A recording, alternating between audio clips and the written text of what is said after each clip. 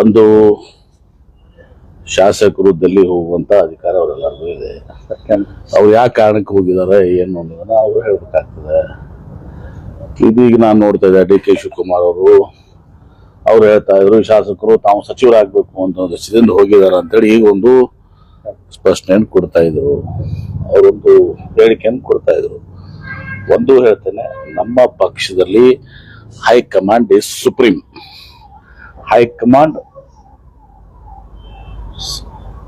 ಅಂತಿಮ. ಅದು ಹೈಕಮಾಂಡ್ ಏನು ಕಾಲಕ್ಕೆ ನಿರ್ಧಾರ ಮಾಡ್ತದೆ ಅದೆಲ್ಲವನ್ನ ಎಲ್ಲರೂ ರೈಟ್ ಫ್ರಮ್ ಸಿದ್ದರಾಮಯ್ಯ ಸಾಹೇಬ್ ಹಿಡ್ಕೊಂಡು ಮುಖ್ಯಮಂತ್ರಿ ಹಿಡ್ಕೊಂಡು ಉಪಮುಖ್ಯಮಂತ್ರಿ ಹಿಡ್ಕೊಂಡು ಎಲ್ಲಾ ಸಚಿವರು ಶಾಸಕರು ಎಲ್ಲರೂ ಕೂಡ ಹೈಕಮಾಂಡ್ ಏನ್ ಹೇಳ್ತದೆ ಅದನ್ನ ಕೇಳುವಂತದ್ದು.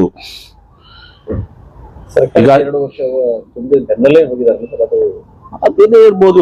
ನಮ್ಮಲ್ಲಿ ಏನಿದೆಲ್ಲ ಯಾವುದೇ ನಿರ್ಧಾರಗಳಾಗ್ಲಿ ಏನೇ ನಿರ್ಧಾರಗಳಾಗ್ಲಿ ಇವೆಲ್ಲವೂ ಕೂಡ ಹೈಕಮಾಂಡ್ ನಿರ್ಧಾರ ತಗೋತಾರೆ. ಮತ್ತು ಸಿದ್ದರಾಮಯ್ಯನವರು ಕೂಡ ಹೇಳಿದಾರ ಹೈಕಮಾಂಡ್ ಇಸ್ ಸುಪ್ರೀಂ.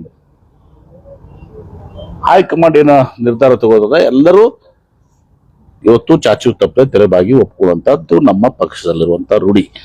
ಇನ್ನೊಂದು ಮಾತು ಹೇಳಿದ ಸರ್, ನಾನೇ ಸಿಎಂ ಆಗಿರ್ತೀನಿ ಈ ವರ್ಷ 5 ವರ್ಷ ಆಯ್ಕೆ ಮಾಡ್ಕೊಟ್ಟೆ, ಬಜೆಟ್ ಕೂಡ ನಾನೇ ಮಾಡ್ತೀನಿ. ಮತ್ತೆ ಸಿಎಂ ಅವ್ರು ಹೇಳಿದ್ರೆ ಆಯ್ತಲ್ಲ. ಮತ್ತೆ ಸರ್ ಅದಕ್ಕೇನು ಕೇಳಿದ್ರು? ಅದಕ್ಕೇನು ಉತ್ತರ ಕೇಳ್ತಾರೆ? ನೀವು ಪ್ರಶ್ನೆ ಕೇಳ್ತಾರೆ ಸರ್. ಮುಖ್ಯಮಂತ್ರಿ ಹೇಳಿದಾರಲ್ಲ. ಮತ್ತೆ ಸರ್ ಒಂದ್ ಕಡೆ ಸಿಎಂ ಸಿದ್ದರಾಮಯ್ಯ ಹೇಳ್ತಾರೆ ನಾನೇ ಸಿಎಂ ಆಗ್ತೀನಿ ಮುಂದುವರಿತೀನಿ ಅಂತ ಹೇಳಿ. ಆದ್ರೂ ಕೂಡ ಏನು ಅಂತಂದ್ರೆ ರಾಜಕೀಯ ಚಟುವಟಿಕೆಗಳು ಇದುವರೆಗೂ ಡೆಲ್ಲಿ ಈಗ ಆಲ್ರೆಡಿ ಹೋಗಿದೆ, ಅಲ್ಲಿ ಕಡಿಮೆ ಆಗಿಲ್ಲ. ಪ್ರತಿನಿತ್ಯ ಏನು ಅಂತಂದ್ರೆ ಡಿಸಿಎಂ ಅವರು ಕೂಡ ಅಲ್ಲಿಗೆ ಹೋಗೋದು, ಡೆಲ್ಲಿಗೆ ಹೋಗೋದು. ಪಕ್ಷದ ಅಧ್ಯಕ್ಷ ಅದಾರ್ರಿ. ಅದ್ರ ಜೊತೆಗೆ ಈಗ ಸಿಎಂ ಅವ್ರು ಹೇಳಿದಾರಲ್ಲ 5 ವರ್ಷ ನಾನೇ ಮುಖ್ಯಮಂತ್ರಿ ಆಗಿರ್ತೀನಿ, ಇವತ್ತು ಮುಂದಿನ ಬಜೆಟ್ ನಾನೇ ಮಂಡನೆ ಮಾಡ್ತೀವಿ ಅಂತ ಹೇಳಿದಾರೆ. ಮತ್ತು ಡಿ ಕೆ ಶಿವಕುಮಾರ್ ಅವರು ಡೆಲ್ಲಿಗೂ ಅವರು ಕೆಪಿಸಿಸಿ ಅಧ್ಯಕ್ಷರು, ಅವರು ಪ್ರತಿಯೊಂದು ವಿಚಾರದಲ್ಲಿ ಕೂಡ ಅವ್ರು ಡೆಲ್ಲಿಗೆ ಹೋಗ್ಬೇಕಾಗ್ತದೆ.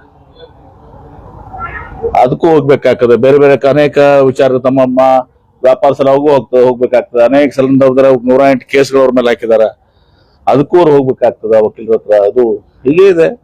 ಪಕ್ಷದ ಅಧ್ಯಕ್ಷರಾಗಿ ಇವತ್ತು ಡೆಲ್ಲಿಗೆ ಹೋಗುವಂತದ್ದು ಮಾಡಂತೀರಾ? ಡಿ ಕೆ ಸುರೇಶ್ ಅವರು ಹೇಳ್ತಾರೆ ಸಿಎಂ ಸಿದ್ದರಾಮಯ್ಯನವರು ಏನ್ ಮಾತು ನಡೆಸ್ಕೊಡ್ತಾರೆ. ಅದು ಏನ್ ಮಾತು ಕೊಟ್ಟಿದಾರ ಬಿಟ್ಟಿದ್ದಾರೆ ಅದು ಡಿ ಕೆ ಸುರೇಶ್ ಅವ್ರಿಗೆ ಗೊತ್ತು. ಅವ್ರು ಯಾವ ಅರ್ಥದಲ್ಲಿ ಹೇಳಿದಾರೆ, ಏನ್ ಹೇಳಿದಾರೆ ಅದನ್ನ. ಅದೇನೇ ಇದ್ರೂ ಕೂಡ ನಮ್ಮ ಪಕ್ಷದಲ್ಲಿ ಇವತ್ತು ದಿವಸ ಹೈಕಮಾಂಡ್ ಇಸ್ ಸುಪ್ರೀಂ.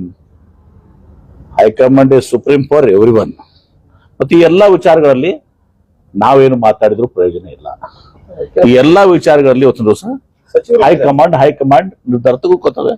ಈಗ ಸಚಿವರು ಹೇಳಿದ್ರು ಶಿವಾನಂದ ಪಾಟ್ರು ನಾನು ಇವ್ರನ್ನ ಬಿಟ್ಟಾಗಕ್ಕೆ ಹೋಗಿನಿ ಅಂತ ಹೇಳಿದ್ರು. ಯಾರನ್ನ? Pralhad Joshi consumer affairs minister ಬಿಟ್ಟಾಕ ಹೋಗಿನಿ ಅಂತ ಹೇಳಿದ್ರು. ಮತ್ತೆ ಸರ್ ಶಾಸಕರು ಸಚಿವ ಸ್ಥಾನಕ್ಕೆ ಹೋಗಿದ್ದಾರ? ಹೌದು ಸರ್, ಸಚಿವರು ಅದೇ ಹೇಳಿದ್ರಲ್ಲ, ಅವ್ರು ಸ್ಪಷ್ಟೀಕರಣ ಕೊಟ್ಟಿದ್ದಾರಲ್ಲ. ಶಿವಾನಂದ ಪಾಟ್ರು ಸ್ಪಷ್ಟೀಕರಣ ನೋಡ್ತೇವೆ. ನಿನ್ನೆ ನಾನು ರಾತ್ರಿ ದಿಲ್ಲಿಗೆ ಹೋಗಿದ್ದು ನನ್ನ ಕನ್ಸ್ಯೂಮರ್ ಅಫೇರ್ಸ್ ಮಿನಿಸ್ಟರ್ ಹತ್ರ ಹೋಗ್ತಾ ಇದ್ರು. ಪ್ರಹ್ಲಾದ್ ಜೋಶಿ ಅವರು ಕನ್ಸ್ಯೂಮರ್ ಅಫೇರ್ಸ್ ಮಿನಿಸ್ಟರ್, ಅವ್ರ ಕಡೆ ಒಂದೇನೋ ನಾನು ಪತ್ರ ಕೊಡಕ್ ಹೋಗಿದ್ದೀನಿ ಅಂತ ಹೇಳಿದ್ರು. ಅವರು ಡೆಲ್ಲಿಯಲ್ಲೆಲ್ಲ ಬೆಂಗಳೂರಲ್ಲಿ ಭೇಟಿ ಆಗ್ತೀನಿ ಅಂತ ಹೇಳಿದಾರೆ ಅಂತ ಅವ್ರು ಹೇಳಿದ್ರು. ಯಾವ್ದು ಇಲ್ಲ ರೀ ನಮ್ ಕಾಂಗ್ರೆಸ್ ಪಕ್ಷನಾಗ. ಈ ಎಲ್ಲಾ ವಿಚಾರಗಳನ್ನ ಏನೇ ವಿಚಾರಗಳಿದ್ರು ಕೂಡ ಹೈಕಮಾಂಡ್ ಅದನ್ನ ನೋಡ್ತದೆ. ಹೈಕಮಾಂಡ್ ಅದನ್ನೆಲ್ಲವನ್ನು ಕೂಡ ಬಗೆಹರಿಸ್ತದೆ. 2.5 ವರ್ಷ ಏನಾದ್ರೂ ತೀರ್ಮಾನ ಆಗಿದೆ ವೇದಿಕೆಯಲ್ಲಿ ಡಿ ಕೆ ಶಿವಕುಮಾರ್ ಮಾತಾಡ್ತಾರೆ. ಯಾವಾಗ ಮಾತಾಡಿದಾರೆ ಡಿ ಕೆ ಶಿವಕುಮಾರ್? ಸೂಕ್ಷ್ಮವಾಗಿ ಮಾತಾಡ್ತಾರೆ ಸರ್. ಸೂಕ್ಷ್ಮ ಹೌದು. ಎಲ್ಲರಿಗೂ ಆಸೆ ಇದೆ, ಎಲ್ಲರಿಗೂ ಸಿಎಂ ಆಗೋ ಆಸೆ ಇದೆ, ಎಲ್ಲರಿಗೂ ಮಂತ್ರಿ ಆಗೋ ಆಸೆ ಇದೆ.